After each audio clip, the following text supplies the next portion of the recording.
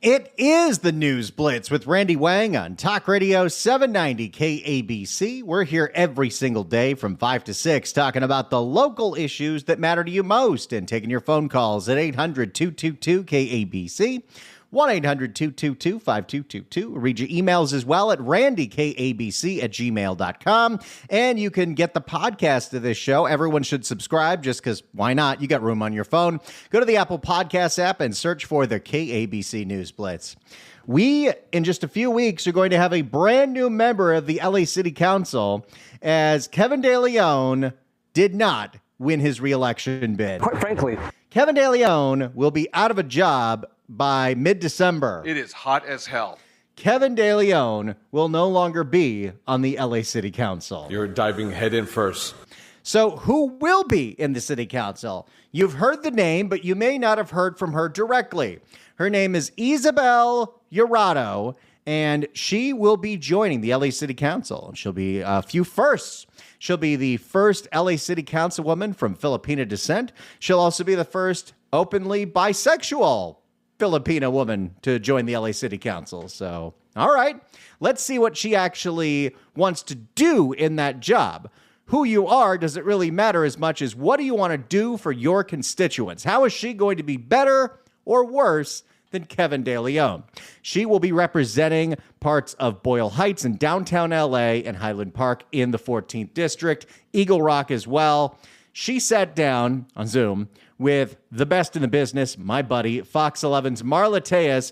Let's hear what Ysabel is all about. Different story, though, for LA City Council District 14. Tenants' rights attorney Ysabel Jurado soundly defeating incumbent Kevin De Leon.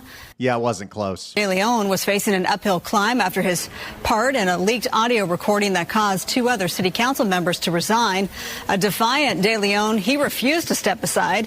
And then in the final days of the campaign, a recording of Jurado was released where she's heard using an expletive when talking about the police.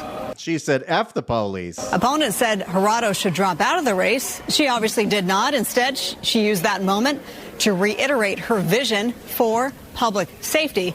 In the end, the majority of voters agreed with Jurado, and Councilmember-elect Ysabel Jurado. That's how unpopular Kevin De Leon was. He lost by double digits to a woman who openly says, F the police. Safety. In the end, the majority of voters agreed with Jurado, and Councilmember-elect Ysabel Jurado. She joins me live tonight. Congratulations on your victory. Thank you so much. I'm so happy to be here. Yes. She's so bubbly. Yeah. So you're becoming a politician now as we speak, newly elected. Mm-hmm. Of course, you will replace Kevin De Leon, who is a career politician. He's been overseeing District 14 since 2020. He had 4 years. And let's not forget that immediately after he got that city council job, immediately he filed to run for mayor in 2022. In LA, we spell leader KDL. Kevin De Leon for mayor. Oh, Danny Trejo, we love you. He had 4 years at the helm. What will you do differently for Congressional District 14? What will the constituents notice first and foremost? I mean, they've already noticed it, right? What? You haven't gotten the job yet. I mean, they've already noticed it, right? We're listening. We're out in the community 360. Okay, so we're starting off. I think she is a politician now, Marla, because she's starting off with your very simple question of what will you do different in the district than Kevin De Leon by not answering the question. We listen. We're going to do a lot of listening and going around and listening to people. I mean, they've already noticed it, right? We're listening. We're out in the community 365 days a year. We're working with them to problem solve the solutions in this district. I think that. Can we get any more generic with a very simple question? We're working with them to problem solve the solutions in this district. I think that's something that they've admitted. Some people have problems, and we're going to work on solutions to those problems. Vote for me. To missing, having. Again, I don't think this election was nearly about how much people like or even know about Ysabel. It's that people really did not care for Kevin De Leon. Frankly. And that's regardless of the whole tapes thing or the Pledge of Allegiance. Kevin De Leon, no bueno. Quite frankly. To missing, having responsive government leadership that they can be proud of and not be ashamed to work with. So far her answer is, I will be different from Kevin De Leon because I am not Kevin De Leon. There's been so many distractions in the leadership in CD14 and people are just tired of it. And of course, that goes back to further than Kevin De Leon, because who had that job before? Jose Huizar. That's right. And that seat has been a hotbed for corruption for a very long time. And really, when people have asked what has been our secret to our success, the question was, how are you going to run the district differently than Kevin De Leon? I got nothing so far. It has been talking to voters, talking to residents, and really listening. So that's really what should be what every public servant does. But that is the heart of what we did on this campaign and what we aim to do in our leadership here in Council District 14. So to sum up, I'm a really good listener and I do a lot of listening with my ears, and I'm going to hear your problems. Okay, then. And it's funny, you only have 5 or 6 minutes on these interviews on local TV, and you're trying to introduce yourself to a whole lot of people, whether you live in that district or not. What happens on city council affects you. And that was her answer. Now, I mentioned your own audio mishap that happened right in the end as we led up to November the 5th. You're, of course, working with a mayor who wants to increase funding for LAPD. We have the new DA, Nathan Hochman, who wants to crack down on crime more so than will be his predecessor, George Gascon. What's your philosophy when it comes to public safety? Where do you stand on that? Okay, this is something we really want to know, because all we know about Ysabel so far is that she said F the police. And loyal diehards of this show will know, back in February, we played, I'm such a dork, a podcast interview she did with Mike Bonin, where she talked about her positions on a whole bunch of things. I think I'm the only person who is an active subscriber to Mike Bonin's podcast and Gavin Newsom's podcast. If you looked at my iPhone, it would be really bizarre, because it shows that I, just to make sure that the podcasts upload correctly, I follow the John Phillips Show and I follow the KABC News Blitz. And then it's the Melrose Place podcast, the Conan O'Brien podcast, and then Gavin Newsom and Mike Bonin. I mean, I've always said it from the beginning of this campaign till the end, that the safest cities in America invest in communities, youth development, and city services. When you look at District 14... Okay, I'd love to see some data to back that up. Sure. So Ysabel says cities are safer when you're doing most of your investing in youth programs. Okay, then. I mean, I've always said it from the beginning of this campaign till the end, that the safest cities in America invest in communities, youth development, and city services. When you look at District 14, we voted for a budget that limits street lighting budget to less than 1% of our budget. You drive... Okay, again, this has actually been a cornerstone of her campaign, and she has identified a problem, but she has not identified, to use a phrase that is used so often these days, the root cause of that problem. See, Council District 14, which includes that fancy 6th Street Bridge, is very dark because there are a lot of broken streetlights. She is totally right about that. And she believes we should be spending more money to fix all those streetlights. Again, in total agreement with my girl Ysabel. However, the disconnect with Ysabel is why the streetlights are broken to begin with. And the streetlights are broken because we have rampant copper wire theft all over the city of Los Angeles, but specifically in Council District 14. And every time we pay to replace the street lighting by replacing the wiring, it gets stolen again. So we could fund street lighting all you want unless we figure out some way to stop people from stealing copper wire all the time. I don't know if it's really going to have an impact. But that's the part that she does not talk about. It's why the lights are broken to begin with. street lighting budget to less than 1% of our budget. You drive downtown, you go through on 6th Street Bridge, all the lights are out. That's a direct impact on folks' safety, especially in communities where they haven't felt regular city service, delivery, and also youth development, right? We want to stop. Oh, boy. I do not understand the push. Well, it's all about youth developments because these kids don't have any opportunity. The last time I checked, there is a lot of opportunity out there for anybody that wants it. Development, right? We want to stop the... Everybody is hiring. Every fast food place is hiring. They love hiring teenagers. I should know. I was one of those teenagers, and I was only making $6.50 an hour at Magic Mountain.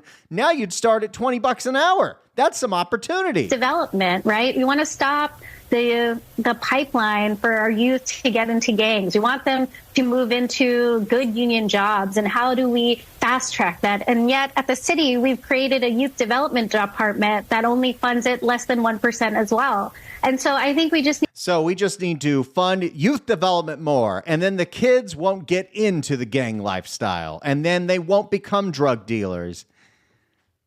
I don't know about this. Development department that only funds it less than 1% as well. And so I think what I would love to show what these programs do, how effective they have been, because we have had programs like this for decades. Every time Antonio Villaraigosa goes around and he's running for governor, he constantly talks about all the money he spent on youth development. Has it actually been a successful thing, or is this another one of these things we like to throw money at that we say are the real answer? And so I think we just need to speak to our... I mean, you could also make the argument, well, if we actually took down the criminal gangs that are in Los Angeles, then the kids wouldn't have gangs to go join. And so I think we just need to speak to our values. I mean, these are ways that we can prevent crime before it starts. And it's almost like they talk about crime like it's a disease. It just happens to you. It's decisions that people make. And at the end of the day, I'm going to work. Oh, she's one of those. And at the end of the day, I'm going to work with all the stakeholders in our communities and all the departments to be the best representative for my constituents. Even if I don't agree with those departments 100% of the time, I'm going to be serving my constituents all the time. I have a hard time understanding exactly what her philosophy is, but when she was asked specifically in regard to her saying F the police, what is her philosophy on public safety? It's we need more street lighting and youth development programs. Okay, then. How do you feel about Ysabel Jurado's philosophy on public safety? 800-222-KABC, 1-800-222-5222 is the answer to all our woes. More youth development programs, 800-222-KABC. 1-800-222-5222. So on day one, I've heard that you want to increase, you just alluded to it, to increase lighting around, for instance, the 6th Street Bridge to make your district more safe. That certainly makes sense. You also want to take some funding away from LAPD, if I'm not mistaken, and then put that toward what you call the roots that cause crime in the first place. Is that right? I don't think I've ever said it in the phrasing that you mentioned. I think you just said we need to redirect all that money towards youth development, but sure. Marla very, very, very smartly did not specifically say defund the police because outside of Ulysses, no one wants to admit that that's what they're for. Because we are the defund the police people, right? All right, let's hear what Ysabel has to say. Does she really want to redirect funding to get at the root causes of crime? I don't think I've ever said it in the phrasing that you've mentioned. I think we look at the city budget and our budget is broken. We're in a deficit and we continue to underfund our departments and wonder why we're not successful in preventing crime before it starts. What department successfully prevents crime?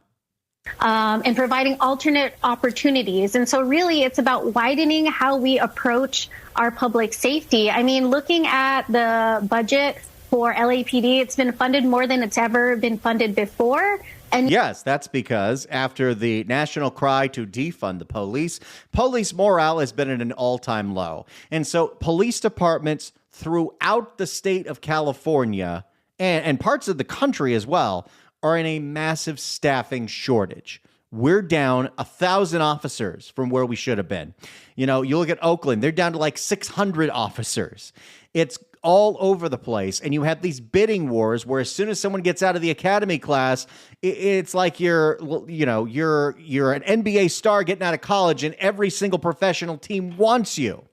And we now, because we're so understaffed, have to pay massive amounts of overtime because people need the patrols. They need the police officers. This is a direct result from the morale-killing defund the police movement. This is where we are now. For LAPD, it's been funded more than it's ever been funded before. And yet the folks don't feel safer. And so we can't keep doing the same things and expecting different results. We need to focus. So the idea is less police then? And yet the folks don't feel safer. And so we can't keep doing the same things and expecting different results. We need to focus and broaden. You know, we need to look at other ways to make our communities feel safe. And I'm just listening to the community members and speaking truth to what the residents in CD14 want. And they want something more, right? We're not saying that You are wasting a lot of precious time here to be clear on what your position is, which is part of a strategy. She doesn't want to tell you directly what her position is, so she can't get specifically tied to something as simple as defund the police. Right. We're not saying that it's not part of the solution. In fact, there are neighborhoods like El Sereno and Boyle Heights that still want their police. But I would argue almost every neighborhood wants police. But they're worried about calling because they may not show up on time, or they're worried when they call when they're the victim and end up being the suspect. I don't know what that one means. And in those situations, I think we can all have a mature conversation about what it means to have public safety, but also have accountability at the same time. Well, you said it. Okay, I'm at a loss here. Maybe you can help me. Do you have any idea what Ysabel Jurado is talking about? Do you understand what her public safety philosophy is? Because I just listened to her for 6 minutes and I don't get it. 800-222-KABC, 1-800-222-5222. Did you understand a thing she just said? 800-222-KABC, 1-800-222-5222. I want your thoughts on incoming LA City Councilwoman Ysabel Jurado. 800-222-KABC. It's the News Blitz with Randy Wang on Talk Radio 790 KABC. It's the News Blitz with Randy Wang on Talk Radio 790 KABC. We're taking your phone calls at 800-222-KABC, 1-800-222-5222. We just played you the sound of incoming LA City Councilwoman Ysabel Jurado. She's taken over for Kevin De Leon. She was asked by Marla Tejas her philosophy on public safety. And the easiest way I can break down what she said as she blathered on for 5 minutes was, if we just spent more on youth programs and better lighting, we would not need to spend all that money on the police. Your thoughts on Ysabel Jurado's public safety philosophy. 800-222-KABC, 1-800-222-5222. Let's go to Sam in Sherman Oaks. Sam, hello. Hello. Yeah, I would just close down all the police stations in her district, or as many as possible, redirect the personnel to the surrounding areas so that they get better policing and more policing, and turn all the police stations into youth community centers and see how that works out for them. And I would remind the people in her district that even though they may want more policing, they voted her in. So this is what you get when you vote her in as your representative on the city council. You know, maybe you're right. Maybe we need to do a pilot program where we take a certain portion of her district as a test subject. Okay, this subject, we're going to not have the police. We're going to redirect them to the other districts, but we're going to give you all the street lighting and basketball programs you want. Exactly. I love it. Thanks so much for the call, Sam. Appreciate it. Also, you know, we followed the crime blotter stories pretty closely here, and when you talk about, well, we need more youth development, the majority of the people that are committing crimes are not the teenagers. There are teenagers out there, but you're talking about people in their 20s, 30s, sometimes 40s and 50s. So how exactly is youth basketball supposed to catch those people? I don't really understand. 800-222-KABC is the phone number, 1-800-222-5222. If you can make sense of Ysabel Jurado's public safety plan, I'd love to hear from you. 800-222-KABC, 1-800-222-5222. Is the answer more street lighting and more youth programming, or is the answer more police? 800-222-KABC, 1-800-222-5222. It's the News Blitz with Randy Wang on Talk Radio 790 KABC. It is the News Blitz with Randy Wang on Talk Radio 790 KABC. We're here every single day from 5 to 6 talking about the local issues that matter to you most and taking your phone calls at 800-222-KABC, 1-800-222-5222. Take your emails as well at randykabc@gmail.com and give us a follow on Apple Podcasts by searching for the KABC News Blitz. You can find that on Apple Podcasts. I was slightly distracted during that intro because, I don't know if you know this, I share my studio with my cat, and my cat has just figured out how to vending machine out some kibble from her feeder.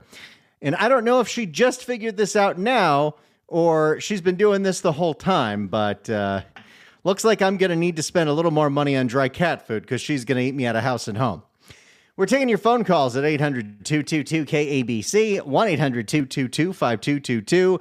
LA City Council has a brand new member, Ysabel Jurado. She's the one that you heard on the tape going F the police. She tried to explain her public safety philosophy to Marla Tejas over at Fox 11, and it seems that her belief is if we have more lighting and more youth programs, we won't need to spend as much on the police. Your thoughts on Ysabel Jurado's public safety philosophy. 800-222-KABC, 1-800-222-5222. Let's go to Morris in Studio City. Morris, hello. Yes, good afternoon. We got to start at ground zero. The city council just announced sanctuary city policy for all the illegals that broke the law crossing the border. We got to start. Number one, we're taking all the illegals and put them in the kitchens and the living rooms of all the councilpeople, the police chief, the sheriff, because they don't understand this is a tax dollar just constantly paying for the county hospital because they have no money, paying for this social service program. You had former Boner or whatever his name is admit that he felt sorry for the homeless and didn't want to do anything about it. I have yet to hear one of the council people say, well, we felt sorry, we're going to give you our paycheck back, return it in full. I have yet to hear it. And the answer to the new council lady, the answer is no, absolutely not. Constantly, they're taking my tax dollar and throwing it into the sky. And we have to start a complete shakeover of the city council to stop all the baloney that's going on with this social service program, safety program, because nothing works. All I hear is when I get my property tax bill, my taxes are going up for some kind of program that I don't like. And I don't think it'll ever change. When is the city council going to announce that, hey, we're going to give our income return?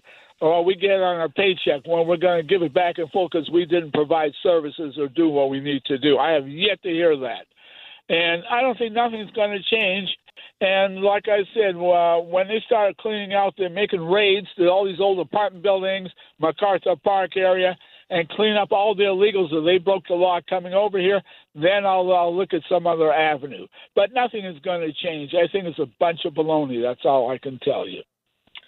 And it looks like that bunch of baloney is only going to get bigger because she got elected handily. And I'm sure that people like her will be running for other seats in the next election. Morris, thanks so much for the call. Appreciate it.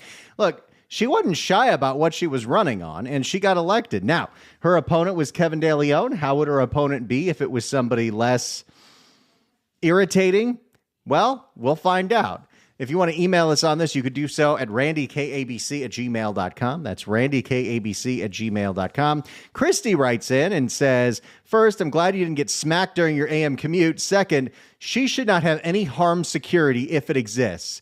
If she lives and serves in a community that does not require as much police funding, then whatever is spent on her security detail should be part of what's diverted. Yes, I'm all for that. Further, all council members should be required to take public transportation whenever available. They need to be exposed to their community as much as possible during their tenure. I am so about that. I think every member of the LA City Council, every member of the LA County Board of Supervisors, and every member especially of the Metro Board, which some of those members are the LA City Council and the Board of Supervisors, I think they should all have to ride Metro 100% of the time. It's what they keep telling us that we are supposed to do. Karen Bass as well. Everybody should be riding Metro every single day. And not just once a week with a security detail. No, you have to ride it like the regular people have to ride it. If you want to sell it on us, you want us to believe that it's safe, then you got to ride it every single day. I am in total agreement with that. And yes, it is a little hypocritical of somebody that has any kind of a security detail saying that, well, public safety is for me and not for you. Barbara writes in at randykabc@gmail.com. Thank you for spotlighting this fool Jurado. I do believe Kevin De Leon was better in every way, not just better looking. She needs to get a voice coach for her squeaky, childish delivery. She has a very primitive, immature, leftist thinking. We still don't know anything about her policies, not just that they're bad, but that we got info by osmosis. She indicated F the police. Oh, no, you don't. I have nephews in the LAPD. She has made an enemy in me. I fight back. In some of her campaign material online, she bragged that her parents were here illegally. We need to know her background rather than what she can contribute to our city. We do know that she's bisexual, which means she probably won't have any time to work because she's going to be on so many dates. Oh, my. Barbara, thank you so much for emailing us. Now, one of the things that Ysabel advocated for is we need more street lighting. We need more street lighting. And who wouldn't want more street lighting? Well, part of the problem and the reason there is no street lighting is the massive theft of copper wire that is happening all across Southern California.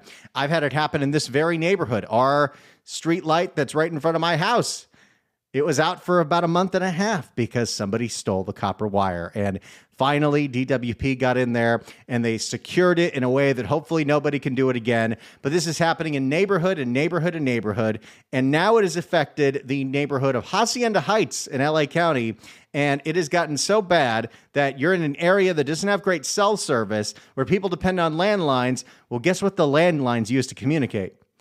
Copper wire. For more, here's KCAL. Common crime across LA County has left entire communities without phone service. Copper wire thieves are knocking out landline service in areas like Hacienda Heights. And as KCAL News reporter Lori Perez found out, it's a safety concern for people who rely on their landlines. So we could fund all the lighting that we want, but if people keep stealing the copper wire and somehow selling it to recyclers, and we're so slow to crack down on that, then we're just throwing money down a pit. This is a serious issue that is plaguing communities across the country and across Los Angeles. Here in Hacienda Heights, we're told this is the starting point where thieves are stealing copper wire for miles, leaving neighborhood after neighborhood without phone service. You can see there's a sign from the phone company across the street offering a $5,000 reward for information about the suspects. It's been since April, the middle of April. We haven't had any service. About 7 months, actually. For more 7 months without your landline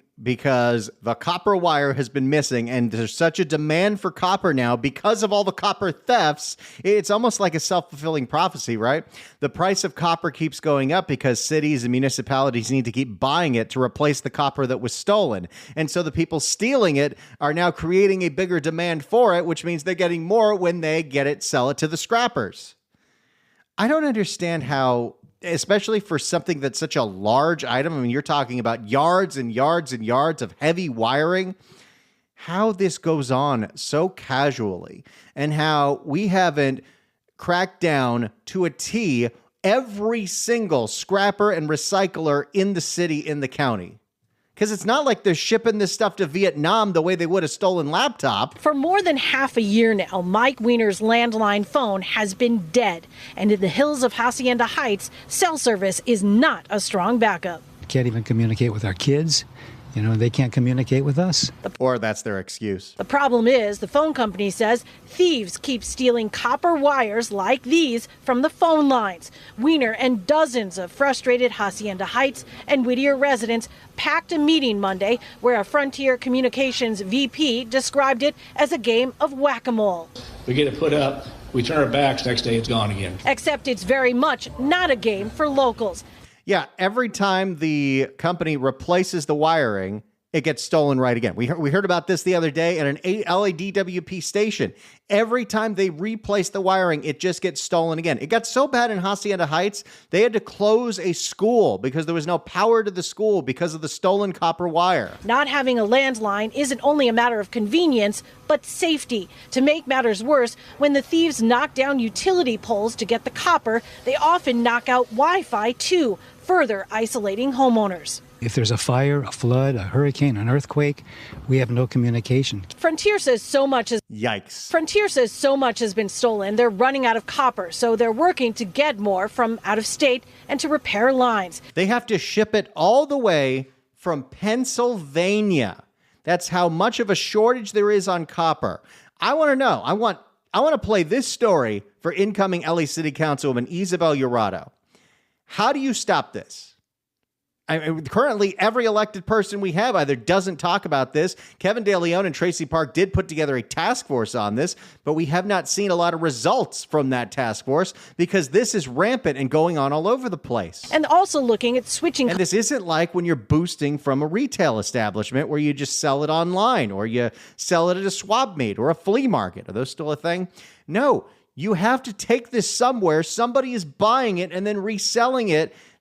How is it this complicated to solve a crime like this? And also looking at switching customers to fiber optic service. But none of that is easy or fast. So furious locals are bracing for more months of landlines that don't work. We're the victims of domestic terrorism in a modern age that we are living without effective communications. We need better laws. We need stronger punishments. We need more efficiency all the way around, and we need our phones fixed. Copper metal. Yeah, you do. Copper metal theft has been such an issue that earlier this year, the city of LA formed a heavy metal task force. It has had some success, but the thefts continue. Just this past weekend, the school district here in Hacienda Heights confirms someone stole the copper wiring at Wilson High School, shutting down the electrical, the phones, and the computer systems there. In Hacienda Heights, I'm Lori Perez, KCAL News. The school had to actually shut down, and the kids are back on remote learning like we're in the COVID days because there's no electricity to the school. Got to do something about this. But, just more street lighting and more youth programs, that'll solve it. It's the News Blitz with Randy Wang on Talk Radio 790 KABC. It's the News Blitz with Randy Wang on Talk Radio 790 KABC.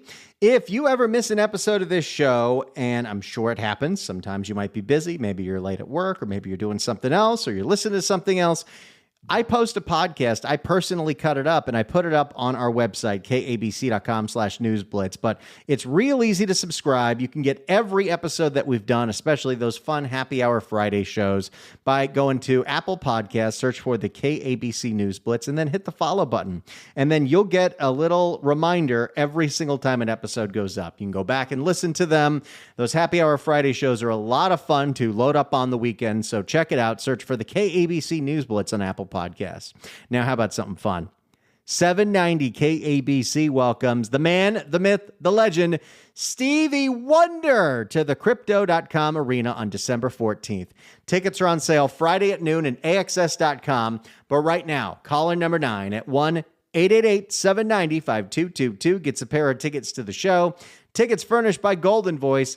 Good luck dialing. Get out there and go see Stevie Wonder. I've seen Stevie Wonder perform before. It was a Christmas concert 6 or 7 years ago. It was one of the best things I've ever seen. He did the whole Songs in the Key of Life. That was epic. But Stevie's great. Stevie at Christmas time's even better. Go see Stevie. It's the News Blitz with Randy Wang on Talk Radio 790 KABC.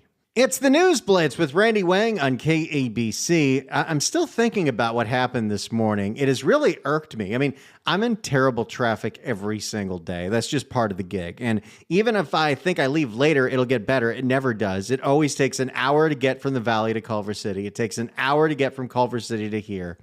But I don't know if it's that people became worse drivers after COVID or what. But the fact that while I'm crawling on the 101 trying to get on the 405 in that little junction lane, I'm on the furthest right one. The guy to the left of me is also in a junction lane, but decides he needs to merge right into me to the point where if I did not slam my hand down on the horn, he would have crashed into me, and we weren't going fast, but it has me so tense. It has me so irritated.